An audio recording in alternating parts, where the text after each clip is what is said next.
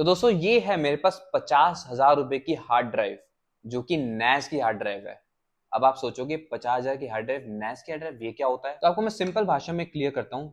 नैस की full form होती है नेटवर्क अटैच स्टोरेज। नैस एक ऐसा स्टोरेज सिस्टम है जो आपके डेटा को नेटवर्क पर स्टोर करता है और उसको एक्सेस करने के लिए यूज होता है। आई थिंक आपको क्लियर हो गया होगा कि नैस होता क्या है। तो अब आप सोचो कि ये मैंने परचेज क्यों करी। तो गाइस मैं आपको बता दूं, मेरा एक यूट्यूब चैनल है EBR इलेक्ट्रॉनिक्स बाय रिवर्स के नाम से। उसका मैं काफी टाइम से ना डेटा को मैनेज कर रहा था। मतलब मैं आपको बताऊं कि जब भी कोई वीडियो बनती है, एक पहले पीसी में जाती है, फिर हार्ड डिस्क में जाती है, फिर एडिटर के पास जाती है। देन इस चीज के चक्कर में मैंने काफी हार्ड डिस्क परचेज करी, कभी 1 TB की, 2 TB की, 5 TB की, और वो सारी हो गई फुल। मैंने सोचा क्यों ना एक स्मार्ट इन्वेस्टमेंट की जाए। तो यहाँ पे मैंने परचेज कर लिया एक नेस की हार्ड डिस्क ड्राइव, जो कि है आयरन वॉल्व सी गेट की 10 TB की। और इसकी क्या कॉस्टिंग पड़ी है, कैसे मैं इसको यूज करने वाला हूँ, चलो आपको आगे बताता हूँ। तो गाइस यहाँ पे मैं आपको डेटा मैनेजमेंट की ना थोड़ा सा एग्जांपल देना चाहूंगा। तो एग्जांपल क्या, अपना एक्सपीरियंस शेयर करता हूँ कि मैं ये जो शूट हो रहा है अभी, ये आईफोन 13 से शूट हो रहा है और 4K रेजोल्यूशन के साथ हो रहा है। जब 4K रेजोल्यूशन के साथ जब शूट होता है तो ऑब्वियसली डेटा जो है वो ज्यादा यूज होता है। मतलब कि हमारी जो स्टोरेज है, जैसे मेरा फोन जो है 256 GB का है, वो फुल हो जाता है क्योंकि इसमें बहुत सारी वीडियोस कहीं ना कहीं डली हुई होती है। तो मैं क्या करता हूँ, इसको जब भी हम शूट करते हैं, आफ्टर शूट मैं इसको अपने मैक में डाल लेता हूँ। मैक में कैसे डालता हूँ, वही एयर ड्रॉप, आपको पता ही होगा, नहीं पता तो आपको बता देता हूँ। एक ड्रॉप एक ऐसा उनका सिस्टम है मैक का या एप्पल का, जिससे हम इजीली अपने डेटा को ट्रांसफर कर सकते हैं। अब अपने फ़ोन से मैंने मैक में डाला। अब मेरा जो मैक है वो भी 1 TB का है, फ़ोन 256 GB का है। तो क्या होता है कि मैं इसको पहले मैक में ट्रांसफ़र करता हूँ, फिर मैक से अपने एक्सटर्नल हार्ड ड्राइव में ट्रांसफ़र करता हूँ। देन उसके बाद एडिटर के पास जाता है, वो एडिट होके आता है, फिर देन वही वीडियो एडिट होके उसी हार्ड ड्राइव में आती है, फिर मैं यहाँ पे इसको स्टोर करता हूँ। मतलब आपको सुनने से ही थोड़ा सा मेसी लग रहा हो कि ये कितना एक डेटा घूम के मेरे पास वापस आता है। तो आपने जैसे कि देखा कि मैं कैसे अपने डेटा को मैनेज करता हूँ, एक फोन से लेके, एडिटर से लेके अपने पास वापस एडिटेड वीडियो आना, मतलब फाइनल वीडियो मेरे पास पहुंचना। ये सुनने में तो शायद 10 सेकंड की बात है, लेकिन आपको बता दूं ये लॉन्ग टाइम ना हालत बुरी होती है करते करते। क्योंकि सही बताऊं, सिर्फ एक वीडियो नहीं होती, इतनी सारी वीडियो होती है। अभी तक मेरी ना हार्ड ड्राइव एक्सटर्नल 5 TB भर चुकी है, मैक फुल हो रखा है, फोन फुल हो रखा है, रिदम के पास एक फोन है 256 GB सेम, वो भी फुल हो रखा है। तो और जो हमने एक नया पीसी बनवाया है, उसकी भी वीडियो जल्दी आने वाली है, मैं उसको बता दूं, उसमें भी हमने हार्ड डिस्क लगवाई है, वो भी फुल हो चुकी है। तो सोचो कितनी दिक्कत होने लगी है। तो इसलिए मैंने इसको परचेज करा है। तो यहाँ पे आपको पता चली गया होगा कि मैं कितनी मतलब डेटा को मैनेज कर रहा हूँ, कैसे मैनेज कर रहा हूँ। तो अब मैं बात कर लेता हूँ कि मैंने इस नैस को परचेज करने से पहले क्या क्या स्टेप्स को फॉलो करा है। तो मैंने ना काफी रिसर्च करी कि कौन सी हार्ड डिस्क ड्राइव या SSD अच्छी है। मैंने एक्सटर्नल हार्ड ड्राइव भी देखी और अच्छे वॉल्यूम में देखी। तो मुझे पता चला कि हायर ग्रेड में आती है, जिसका मतलब है कि सिक्योरिटी आपकी ज्यादा होती है। और ऑब्वियसली जब सिक्योरिटी ज्यादा है तो साथ में आपको महंगी भी मिलेगी कहीं ना कहीं। तो मैंने एक चीज नोटिस करी, जो हमारी डेस्कटॉप की इंटरनल हार्ड डिस्क ड्राइव होती है, उसको एनक्लोजर में डाल के हमें दे दिया जाता है, और सो दैट कि हम इसको एक्सटर्नल यूज करें। और एक साथ में पावर सप्लाई भी दी जाती है, जो कि 12 वोल्ट का अडेप्टर होता है। तो हम इसको यूज करते हैं, जैसे कि आप स्क्रीन पे देख पा रहे हैं। और अगर मैं SSD की बात करूँ ना, तो गाइस वो मैंने ली नहीं, क्योंकि वो मेरे कहीं ना कहीं बजट के बाहर थी।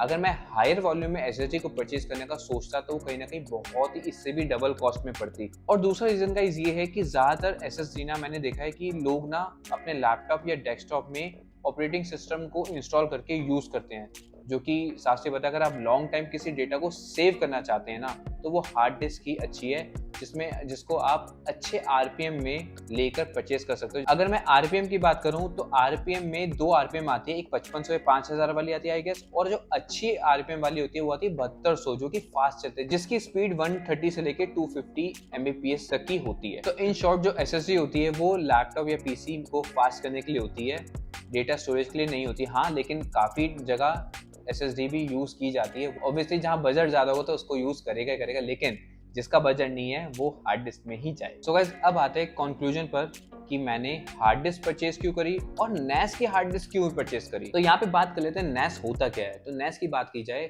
NAS एक CPU दिखने वाला छोटा सा कैबिनेट होता है, जिसके अंदर प्रोसेसर होता है, रैम होती है, और हार्ड डिस्क हमारी यही डलती है।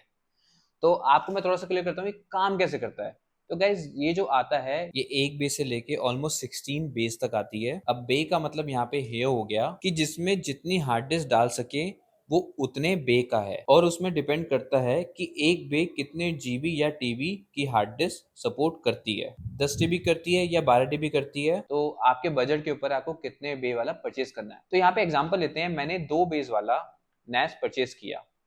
उसके अंदर प्रोसेसर होता है इंटेल का AMD का, जैसे मैंने आपको बताया। एक 10 TB की हार्ड डिस्क डाली और एक और 15 TB की डाली, तो कितना हो गया टोटल 25। वो जो NAS है वो पूरा इन दोनों को कंबाइन करके हमें दिखाएगा कि ये आपके पास 25 TB का स्टोरेज है, आप इसको कहीं भी यूज कर सकते हैं। लेकिन अब बात करते हैं कि NAS यूज कैसे होता है।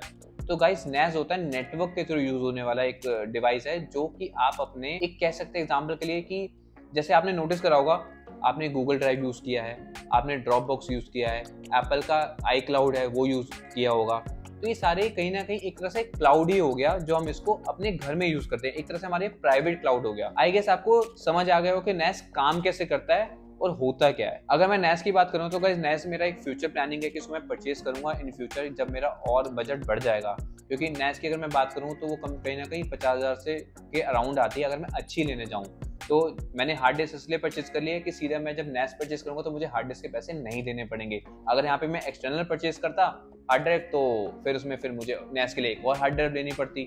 तो मैंने इसलिए स्मार्ट डिसीजन लेके स्मार्ट परचेज करा है। अब जब मेरे पास NAS आ जाएगी ना, तो सारा डेटा मेरा नेटवर्क पे रहेगा। वो कैसे सेटअप होगा, क्या होएगा, आपको मैं सारी वीडियो में बनाऊंगा। तो मेरे चैनल को सब्सक्राइब कर लेना गाइस, बेल आइकन दबा के रखना कि जो जब भी इसकी वीडियो आए ना NAS की, आपको पता चल जाए। तो गाइस, अब मैंने इसको ना एज ए एक्सटर्नल यूज करने वाला हूँ इस वाली NAS को, क्योंकि अभी मेरे पास NAS तो है नहीं।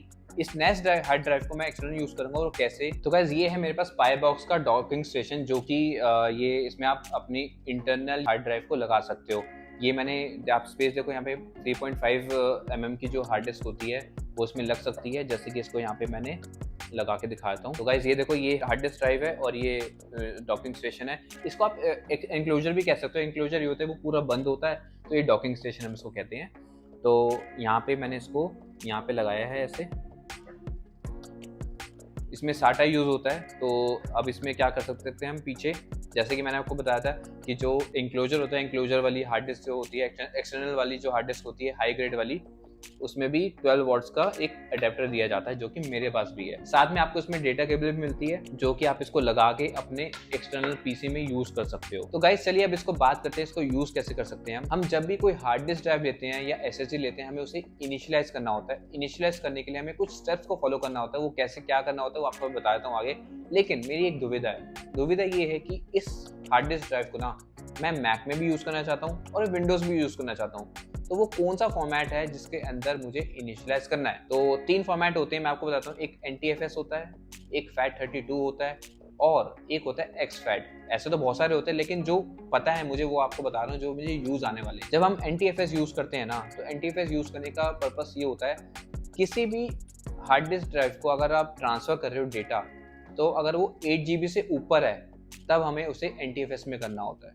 मतलब कि ये जब भी आप किसी भी हार्ड डिस्क ड्राइव या SSD को फॉर्मेट करोगे, वो उसको NTFS में करोगे, क्योंकि हमारा जो डेटा और स्टोरेज की कैपेसिटी होती है, जैसे मान लो कि कोई फाइल है 4 GB की है, 5 GB की है, तो आप उसको कर पाओ, मतलब ट्रांसफर उसमें कर पाओ। अब हम नेक्स्ट फॉर्मेट की बात करते हैं, FAT32। ये फॉर्मेट तब यूज होता है जब आपकी कोई सिंगल फाइल 4 GB से नीचे है। अगर 4 GB से ऊपर है तो आप इसको यूज नहीं कर सकते। अगर आपके पास 16 GB की पेन ड्राइव है, अगर आपने उसको FAT32 में कन्वर्ट कर दिया, फॉर्मेट कर दिया, तो आप 8 GB से ऊपर डेटा ट्रांसफर नहीं कर सकते।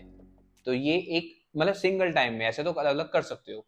तो FAT32 का मतलब हो गया ये। अब यहाँ पे बात करते हैं exFAT की। exFAT गाइस वहां पे यूज होता है जहां पे आपको मैक और विंडोज यूज करना हो। मतलब एक हार्ड ड्राइव में हमें मैक में भी यूज करना हो और विंडोज में भी यूज करना हो, तो वहां पे exFAT में हमें फॉर्मेट करना होता है। तो गाइस चलिए इसको सेटअप कर लेते हैं। मैंने सारा सेटअप कर लिया, हार्ड डिस्क पे लगा दिया, इसको पावर भी दे दिया है और यहाँ पे USB भी जो है मैंने अपने लैपटॉप में लगा दी है। तो अब यहाँ पे सबसे पहले बात करते हैं, इसको इनिशियलाइज करना है। इनिशियलाइज करने के लिए हमें कुछ स्टेप्स को फॉलो करना है, तो वो क्या होता है तो आपको बताता हूँ। तो गाइस यहाँ पे देखो, अब विंडो स्क्रीन पे आते हैं। तो विंडोज मैंने सब कुछ कनेक्ट कर चुका है, जैसे मैंने आपको बताया। तो यहाँ पे विंडो स्क्रीन पे आओगे तो देखो कि जो आपकी हार्ड डिस्क ड्राइव है, आपको मेन एक ही शो करी, जो कि C ड्राइव, जिसमें आपका ऑपरेटिंग सिस्टम इंस्टॉल होता है। अब जो दूसरी वो शो नहीं करी है। अब इसको इनिशियलाइज करने के लिए हमें क्या करना है, विंडोज R क्लिक करना है, डिस्क mgmt.msc को टाइप करना है, देन करना है क्लिक ओके। तो आप देखोगे यहाँ पे एक डिस्क मैनेजमेंट की विंडो ओपन हो जाएगी। अब यहाँ पे देखोगे डिस्क 0 जो आपकी जिसमें विंडोज इंस्टॉल्ड है, मेन सी यहाँ पे लिखा हुआ है। अब यहाँ पे देखो लिखा हुआ है NTFS भी लिखा हुआ है, जो कि जिसमें फॉर्मेट हो रखा है। अब हमें ये इनिशियलाइज करना है। तो यहाँ पे आप देखोगे अनएलोकेटेड जो है स्पेस, वो मतलब कि अनएलोकेटेड का मतलब हो गया कि आपकी जो डिस्क है वो अभी फ्री है, मतलब दिख ही नहीं रही है। तो इसको लोकेट करना है, कहीं ना कहीं आपको उसमें फॉर्मेट करना है। अब इसको फॉर्मेट करने के लिए हमें क्या करना है, राइट क्लिक करना है। राइट क्लिक में जाके आपको न्यू सिंपल वॉल्यूम में जाना है। न्यू सिंपल वॉल्यूम में जाओगे तो यहाँ पे ये आपको पूरा वॉल्यूम दिखा रहा है, आपको इस वॉल्यूम में जाना है जितना आपको शो कर रहा है, तो उस पर नेक्स्ट कर देना है। देन इसका क्या नाम रखना है वो आप CD कुछ भी रख सकते हो। अब इसमें लिखा हुआ है mount in the following empty NTFS, तो हमें वैसे नेक्स्ट पे क्लिक करना है अभी। और नेक्स्ट पे क्लिक करोगे तो आप देखो यहाँ पे फॉर्मेट दिख रहा है NTFS करना है या exFAT करना है, तो हम इसको करेंगे exFAT, क्योंकि exFAT हमें इसलिए यूज़ करना है, जो मैंने बताया था कि इसको मेरे को मैक में भी यूज़ करना है इस हार्ड ड्राइव को। तो exFAT पे क्लिक करने के बाद इस वॉल्यूम का लेबल डाल सकते हो, तो इसमें आप डाल सकते हो Seagate आयरन वॉल्व Seagate, इतना ही आ रहा है। Seagate 10 TB लिख देता हूँ, 10 TB Seagate 10 TB। तो यहाँ पे मैंने Seagate 10 TB लिख दिया है और इसको करना है नेक्स्ट।